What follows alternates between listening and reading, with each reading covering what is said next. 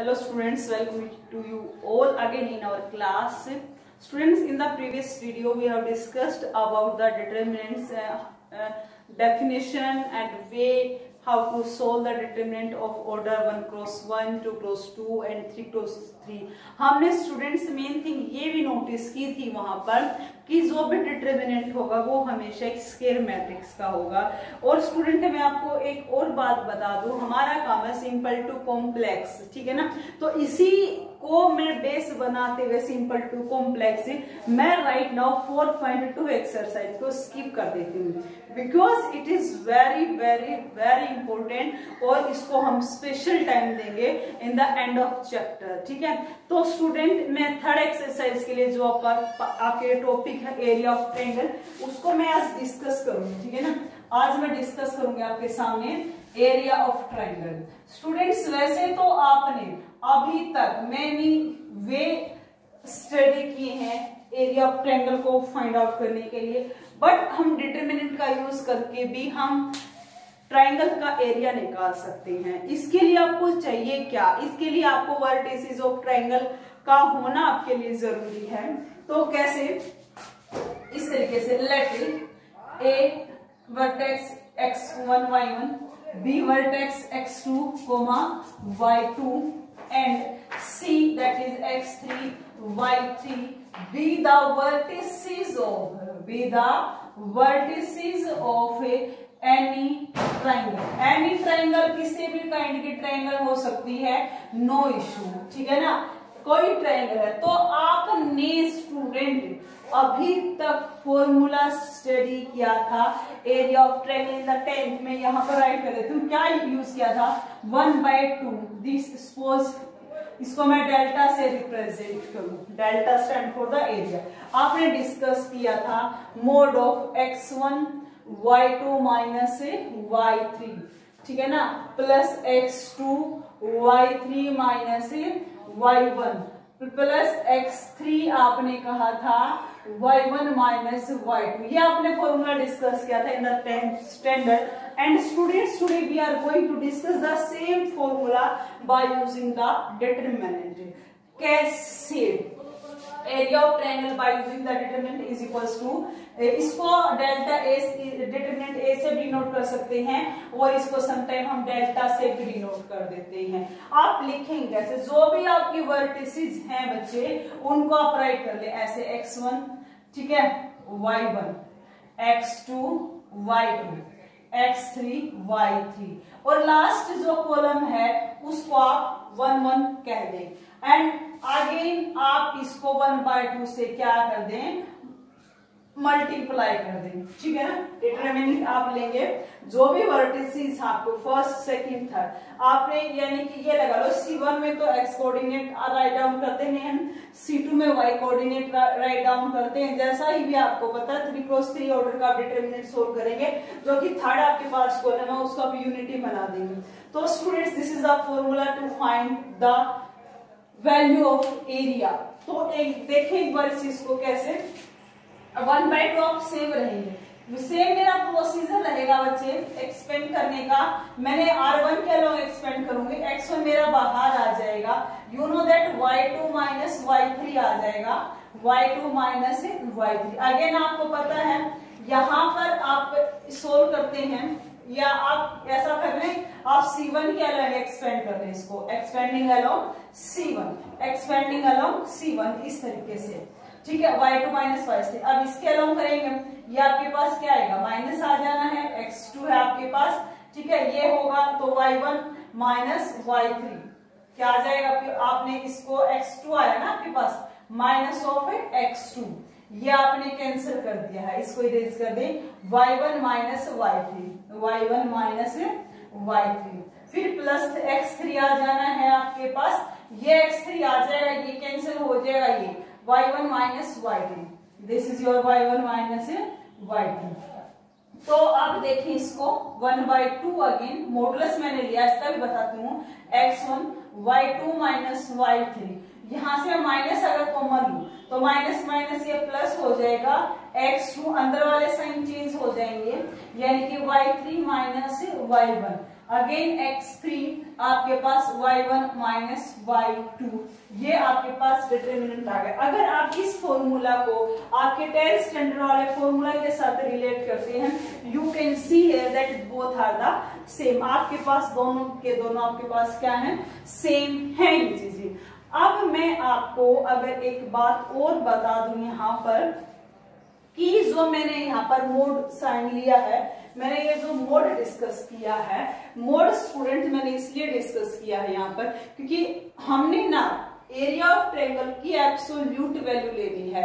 Absolute means the positive value. Sometimes हो सकता है, अभी आपने पीछे भी देखा लास्ट वीडियो में, आपके आंसर नेगेटिव भी आ सकते हैं। तो नेगेटिव आंसर आने का मतलब एरिया नेगेटिव, और you know that area can't be negative. तो स्टूडेंट इसलिए आप ये वाला मोड आप यूज करेंगे।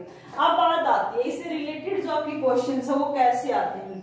समटाइम्स वो वर्टिसेस दे देगा किसी भी ट्रायंगल की और वो बोल देगा यस इसका एरिया निकाले, तो दैट बिकम्स वेरी इजी। आप सिंपल इस तरीके से निकालेंगे, एरिया निकलेगा।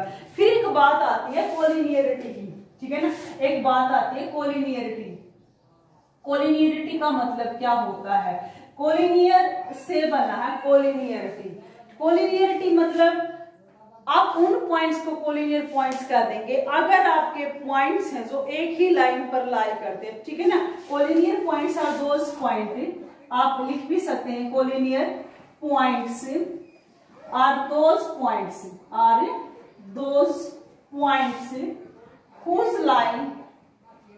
whose line आर सेम, जिनकी लाइन सेम हो, और you can say that lie on the same line, किसी एक ही लाइन पर वो क्या करते हो, लाई करते हो। सपोज फिलहाल अगर मैं ये 3 पॉइंट की बात डिस्कस करूं तो आप देखेंगे कि इन 3 पॉइंट को ज्वाइन करने से ट्रायंगल तो मेरे पास बन गई है, बट आप इन पॉइंट्स को कोलिनियर पॉइंट नहीं कह सकते हैं क्योंकि तीनों एक, देखो ये 2 पॉइंट एक लाइन पर है, ये दोनों एक पर, इस तरीके से नहीं कह सकते।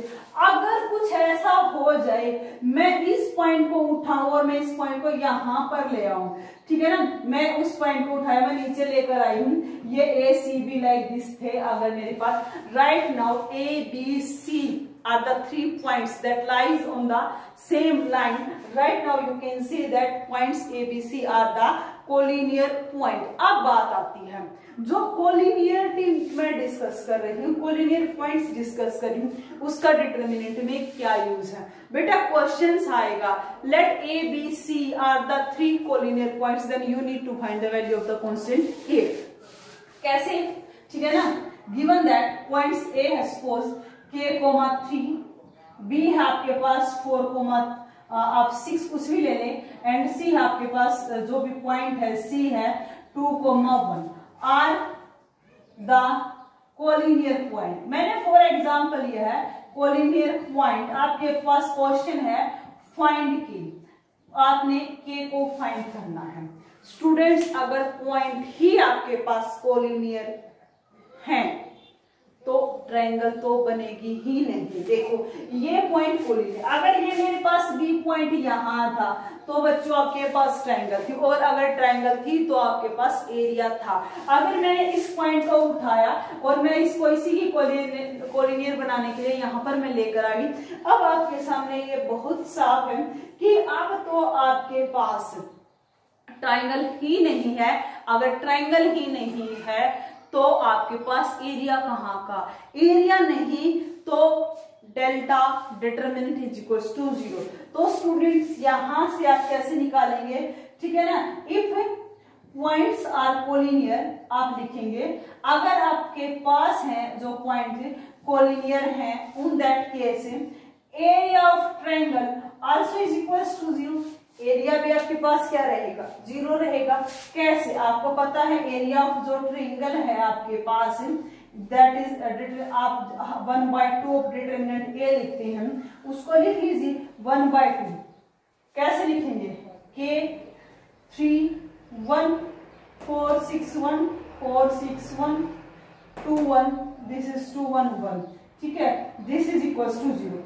ये अगर ये कोलिनियर तो डेल्टा इज इक्वल्स टू 0, 0 लेंगे, आप इसको R1 के लोग एक्सपेंड करें, क्या बनेगा, आप 1/2 बाहर है, ठीक है, मोड़ लिया के ये आ गया, ये खत्म है, ये खत्म है। 6 माइनस 1 क्या बचेगा, 5 बचेगा, -3 ये खत्म है, ये खत्म है। 4 1 जा 4 -2 यानी कि 4 - 2 अगेन 2 आ जाएगा, +1 ये खत्म, ये खत्म। 4 -6 2 जा 12 यानी कि -8 आ जाएगा आपके पास। और आपने कहा है ये आपके पास क्या है, इक्वल्स टू 0 है। ये 1/2 उधर 0 चला जाएगा। This is your 5k -6 -8 is equals to 0। Students यहां से 5k इज इक्वल्स टू आ चुका है आपके पास 14 implies k is equals to your 14/5। इस टाइप्स के आपके पास क्वेश्चंस बनेंगे यहाँ से एरिया ऑफ ट्रायंगल्स को लेकर, ठीक है। कोलिनियरिटी को लेकर ही आपको क्वेश्चन मिलेगा। समटाइम्स ऐसा हो सकता है कोई भी क्वाड्रिलेटरल दे दे, ठीक है ना, समटाइम्स हो सकता है कि क्वाड्रिलेटरल दे दे और ये बोल दे बस आप एरिया निकालें क्वाड्रिलेटरल का। बेटा क्वाड्रिलेटरल कोई भी हो, किसी भी शेप का हो, हमें फर्क नहीं पड़ता। अगर आपके पास इसकी वर्टिसेस हैं तो स्टूडेंट्स आप किसी भी इस तरीके से डायगोनल को ज्वाइन कर by using the same determinant. आप यहाँ पर ट्रायंगल 1 और ट्रायंगल 2 का एरिया निकालेंगे, दोनों को ऐड कर देंगे और आपके सामने डिटरमिनेंट की हेल्प से आप एरिया ऑफ क्वाड्रिलेटरल भी कर लेंगे। एक और क्वेश्चन आपके सामने आएगा, एक्सरसाइज 4.3 को आप डिस्कस करोगे।